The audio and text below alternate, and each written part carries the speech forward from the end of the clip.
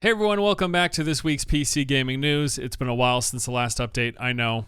We got a lot to catch up on here. I want to go over New World's wild ride. The past 2 months have been a steady stream of bug and exploit news. It's honestly been crazy. We got to play Lost Ark this month. Even with all the good stuff I had heard over the years, I wasn't expecting to enjoy it as much as I did. Halo Infinite's multiplayer just came out. This too has been a pleasant surprise for me. Besides some progression issues, the game itself is fantastic. I love it. This past week, Outriders also got a major update, adding new areas, removing timers, and improving loot farming. Besides this, we'll talk Phil Spencer's discussion about games preservation, the delay of Final Fantasy XIV's expansion, is Elyon dead, Bloodhunt got shut down, and then of course I want to wrap it up with some Elden Ring talk because this game it looks fantastic. Like I said, we got a lot to catch up on. It's like 3 or 4 weeks worth of news. Sit back, relax, enjoy it.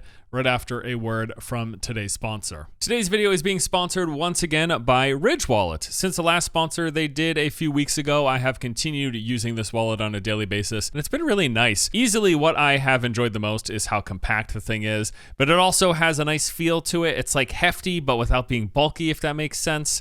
I don't know, I have enjoyed what I've used recently. They do promise this thing is quite durable as well. Like I mentioned last time, they use military grade materials, and they have a lifetime warranty. So if anything goes wrong, you could always send it in for a new one. On top of that, they offer a 45-day risk-free trial. So if you get one and you don't like it, you can send it back for a full refund. There are over 30 different colors and styles available in the Ridge Wallet. They use RFID blocking technology and have over 40,000 5-star reviews. So that is the Ridge Wallet. If you are interested in checking it out for yourself, use the link in the description below. Coupon code FORCE will get you 15% off your order from now until December 7th. After that, it is 10% off. Okay, so starting us out today, we are going to talk about New World. I don't even know where to begin with this thing. It has been a crazy saga, to say the least. You know, initially, I was trying to stay up to date on all of the major issues that were popping up with the game. Early on, we saw various bugs and exploits, including things like item and gold duping, as well as players gaining invulnerability that had to do with like the client authorization. Just the first couple of weeks post-launch, I was really well aware of what was going on.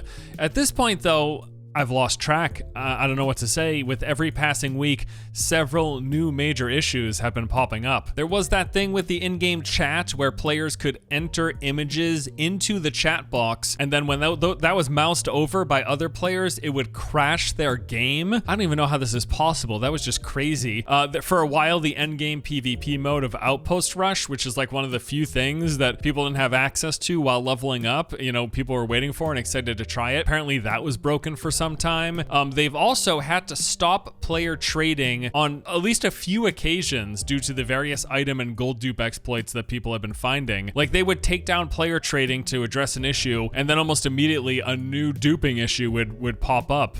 It's just been crazy. All of this is such a shame too, because at the core, there are some really cool aspects and elements to New World. As I talked about in all of my pre-launch coverage, having played quite a bit of the preview that took place in August 2020, and then the beta from earlier this year, I mean, I think between the two, I spent somewhere in the vicinity of 100 hours with the game, and I mostly enjoyed it. The full open world, the action combat with like over 1,000 players per server, pretty cool environments, great sound design, but clearly, there were a ton of issues under the hood that simply went unnoticed during the testing, or at least I wasn't aware of any of this stuff in the 100 hours that I played. The cracks really started to show pretty early though, post-launch, and I stopped playing after just a couple of days. It was a combination of things. At first, I was like, hey, I'm just gonna wait until the server queue times calmed down because it was pretty crazy early on. Plus, I had a couple of other games that I wanted to play, so I was like, all right, I'll just do that for the time being. But then after about a week or so, when all of this other stuff started rearing its head, at that point, I just said, hey, you know what? I'm gonna give the game some time. I want them to iron out these bugs with various patches, and then I'll come back once this stuff is fixed. But now, here we are 2 months later, and there are still new things occurring. In fact, I've seen more reports of item dupes just like a couple of days ago. Like, it's still happening. New issues are still popping up. At this point, it looks like I'll be checking out New World in 2021. Hopefully by then they've ironed everything out. I simply don't want to spend a ton of time with the game, as it's clearly in a rough state at the moment. And this isn't even to mention any of the game design issues. For example, a friend of mine who plays this pretty regularly tells me that the endgame dungeons are basically broken with how hard it is to farm the keys that are needed to get into them. Pretty much no one is even bothering to run dungeons in the end game. So it's pretty crazy. I mean, we'll have to see what happens with this game. What is so interesting though is despite all of this, the game is maintaining some pretty impressive numbers. I just took a look and apparently they're still averaging nearly 200,000 peak concurrent daily players. That is a lot of people. Like, there are still a lot of people clearly enjoying this game. You know, Amazon has some elements to a winning formula on its hands. I'll be curious to see if they can fix all of the issues and start rolling out some new content in the coming 3 to 6 months, because I think this is going to be a pretty vital period to the game's long-term success. They got something right, but there is so much wrong at the same time, and it's a real shame to see. I will jump into New World. I played a bunch pre-launch. I'm gonna play post-launch.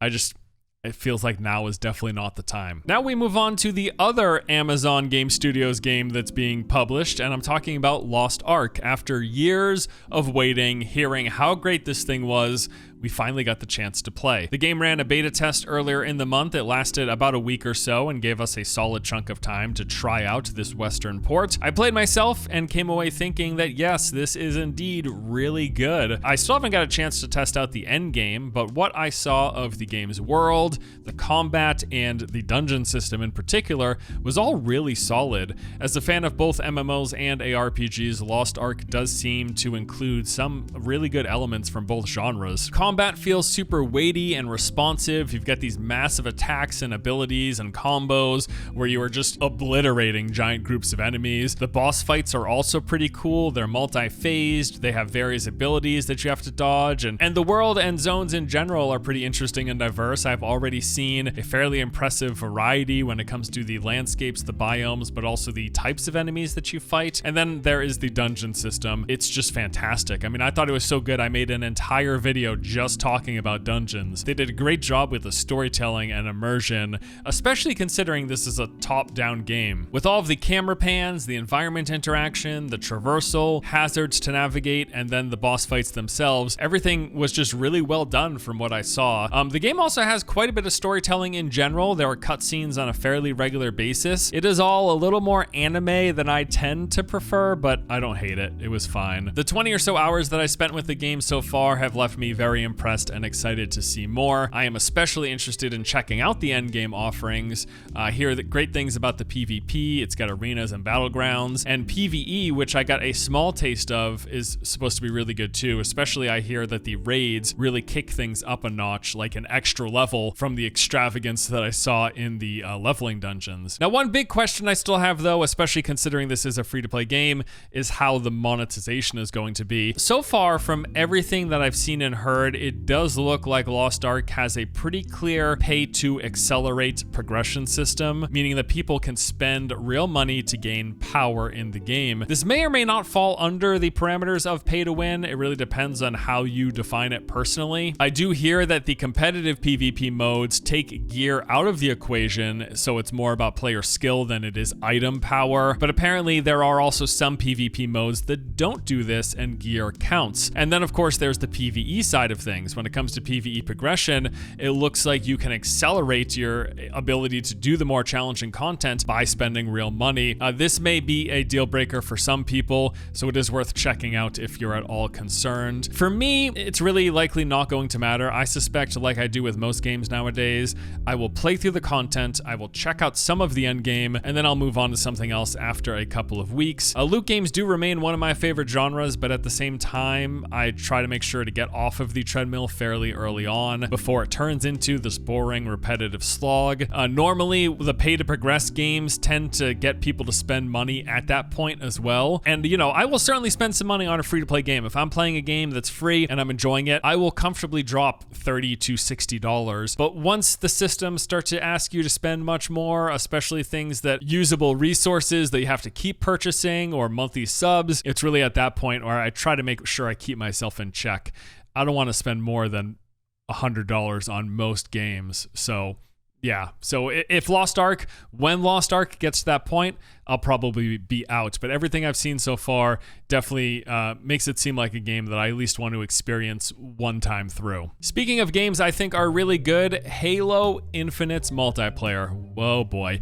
This thing released out of nowhere last week and has been one heck of a surprise. I love it. Like, Halo is back for me. I mean, Halo didn't really go anywhere. I just haven't really played much of the franchise since 2007 with Halo 3, but I'm all the way back in. This has been some of the most fun that I've had with a multiplayer shooter in a long time. The last one that comes to mind would probably be Warzone's release last year, but between then and now, no other FPS has caught my attention quite this much. I can't stop playing. I don't know what else to say. Halo Infinite's been awesome. The game is super polished, smooth, it feels amazing to play, it's run well for me, and the gameplay itself, like landing headshots, grappling and launching yourself across the map, throwing explosive containers at vehicles, or boarding vehicles and tossing enemy players out of them. Literally every single second of playing Halo Infinite feels good. The biggest gripe at the moment is definitely with the game's progression via the season pass. The pace of things is just really slow and overall unsatisfying, and what it really boils down to is just the fact that you are not rewarded for playing well or even trying to win your games. Instead, the quickest way to level up your account is by doing these odd challenges, like getting kills with specific weapons in particular circumstances. As a result, many players are focused on their challenges instead of trying to win the match or play well, which means most games are just a mess of people all doing their own thing, since there is no incentive to play the objective in most cases. You add on top of that the fact that the game's entire visual customization system is locked behind that paid battle pass and or the game's in-game shop. It just makes the overall progression in Halo Infinite feel really bad, and it does not leave a good impression with many players. Given that it's free to play, they are clearly going to have some sort of incentive and try to build desire for people to spend some money, which is fine. Like I just mentioned, I will spend money on a free game. If I'm enjoying it, I've got no issue with that, but I feel like they could still incentivize people to spend money to like unlock these good looking cosmetics with the battle pass or the shop. They can do that while still making the progression feel rewarding, and it doesn't have to feel like a slog for people to want to spend money. I mean, the fact is, to get like the actual visual cosmetics, you have to buy the season pass anyways. So if I'm already spending money on the season pass, don't make it feel like progressing through the season pass sucks, or don't make it feel like I have to play the game poorly to complete these challenges because it's the only reasonable way to level up the pass. They need to tweak some things with the design, most certainly. But hey, you know what?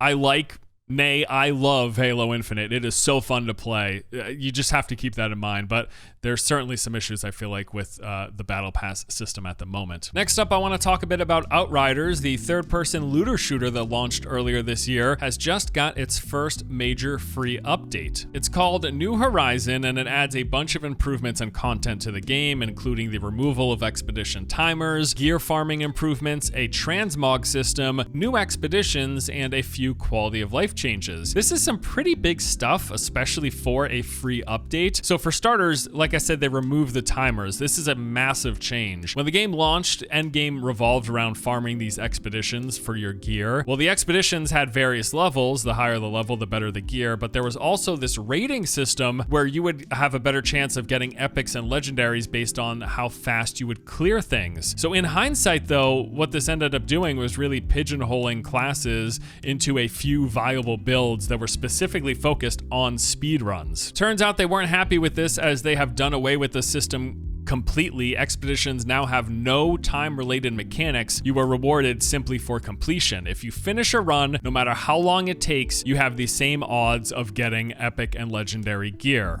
They've also made several improvements to gear farming in general. They've increased legendary drop rates by 100%. The game's final mission, Eye of the Storm, now also lets you pick from a handful of legendaries when you complete it. Tiago Vendor, the legendary vendor in camp, he now offers a mystery legendary purchase in addition to his rotating stock. You can re-roll his rotating stock, and all of these changes just make acquiring legendaries much more satisfying and happen much more frequently. They've also added a transmog system into the game, and it's probably the best transmog system I've ever seen in any loot game. There are no restrictions and no resource cost. Any item that you find, you unlock the cosmetic for, and you can freely swap items looks at any point. Just zero restrictions. It's an awesome system. They added 4 new expeditions to the game in addition to the 14 that were already in it, and there have been various quality of life improvements. You can skip the intro cinematic. They've done some balancing across the board, and they've made improvements to fix some of the multiplayer crash and disconnect issues. I actually have an entire video diving into the Outriders changes coming up this week. It's some pretty big stuff, but to sum it all up, this is good. Like, some really, really positive changes. I think the game is in a much better spot now than it was at launch. There's certainly no negative, I think, to these changes. This patch, completely free, adds a ton of content. It's good. If you ever even slightly enjoyed Outriders, it might be worth checking out and revisiting for this New Horizons update. Pretty good stuff. You may have heard recently that Microsoft's VP of Gaming, Phil Spencer, came out in support of emulation for game preservation, saying specifically, "My hope, and I think I have to present it that way as of now, is as an industry we would work on legal emulation that allowed modern hardware to run any, within reason, older executable, allowing someone to play any game." Now, this is not something you hear very often from any higher-ups in the game industry, especially considering emulation's entanglement with piracy, let's call it. Regardless, though, let me say this, Phil, I think I speak on behalf of every fan of the countless shuttered MMOs over the years. Yes, please, yes, let's make this happen, seriously. I mean, just imagine a world where you could reasonably and legally gain access to and play Wildstar, or Firefall, or Landmark, or Warhammer, or Star Wars Galaxies, literally any of these games. I mean, sure, you can still technically play some of these thanks to some of the fan-run servers out there, but given those aren't technically legal, and as such they run the risk of being targeted and shut down by respective right holders at any point in time, and it's happened, we've seen this before, I think the idea of some sort of officially sanctioned industry-wide games preservation effort, if that took place, that would be great. That said, I don't see anything like this happening widespread anytime soon. Final Fantasy XIV's Endwalker expansion was supposed to launch this week, but it isn't because earlier in the month they did announce a delay. The game is now coming out on December the 7th with early access starting on the 3rd. As with most delays in gaming, they cite just wanting to improve the game for its release, which is hard to argue with. As always, please go ahead and do so. And you know what? As much as I would love to check it out, Final Fantasy XIV has continued to be the one major MMO that I have not spent very much time with. So I hope you all enjoy it, but odds are I'll be sitting this one out. Have fun without me. Hey, do you remember Elyon, the brand new MMO that launched just a few weeks ago? Have you heard anything about it since it came out? No? Yeah, me neither. I couldn't believe just how little impact this thing had. Given the relatively positive buzz I was hearing pre-launch, it didn't seem like there were huge numbers of players interested in this game, but I was hearing some fairly positive stuff about it. I thought it would have at least made some sort of splash, but no, it seems like that was not the case. The player count, while not awful, isn't great either, peaking around 4K concurrent daily. Steam reviews as of now are mixed. Literally, it's about 50-50 positive to negative scores. But more broadly speaking, I have just seen like no conversation about this game post-launch. I thought, especially with how much New World has been getting panned in the media, that would have translated maybe into some people checking out this other brand new MMO that launched shortly after, but no, it appears like that was not the case. Elyon, it's already looking like it's on its way out. The free-to-play vampire-themed battle royale Bloodhunt has been removed from early access. This comes after a fairly disappointing release with a low player count and overall poor reception. Developer Shark Mob has pulled the game from early access to focus on making changes based on player feedback. This includes things like improvements to performance, the new player experience, combating cheaters, and then adding more to the game in preparation of the now target 2022 release date. I did play Bloodhunt and thought it was decent enough. Performance was a major issue back when I tried the game, and apparently it still is.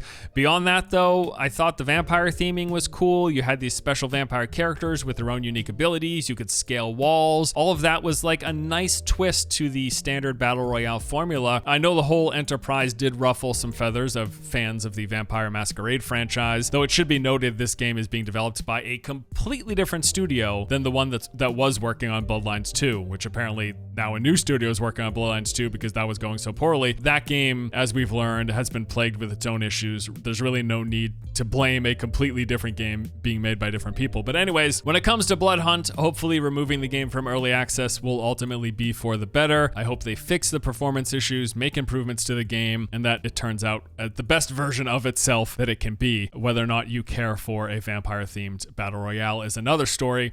I want games to be the best iteration of themselves, you know what I mean? And lastly, but not least in today's news, Elden Ring. My God, this looks just unreal. What has been dubbed the open world Dark Souls with jumping is poised to be a massive success, it seems. Earlier in the month, we got 20 minutes of gameplay officially from Bandai Namco, but on top of that, they had this network test for the game, and the opinions are out, reviews are in, it is universally just fantastic. Like, people love this. I myself am a big fan of Dark Souls. I think this looks great. Elden Ring isn't going to be launching until early next year at the end of February, but I do already plan to clear out the calendar for this one because all signs are pointing to this being an awesome game. I simply cannot wait. Please live up to the expectations. And with that, that is going to do it for this week's episode of PC Gaming News. As always, I thank you guys so much for watching. Appreciate your patience between episodes. But yeah, it's good. Some good stuff, some exciting stories, and as usual, gaming's good. You know, there's a lot of negativity in the gaming space. A lot of times we like to dump on games for all of their failings. Great example is Halo Infinite. I love the game, but I also spent half my time talking about the negative aspects. I think a lot of that has to do, though, with people enjoying these games and wanting them, like I said, to be like the best version of themselves.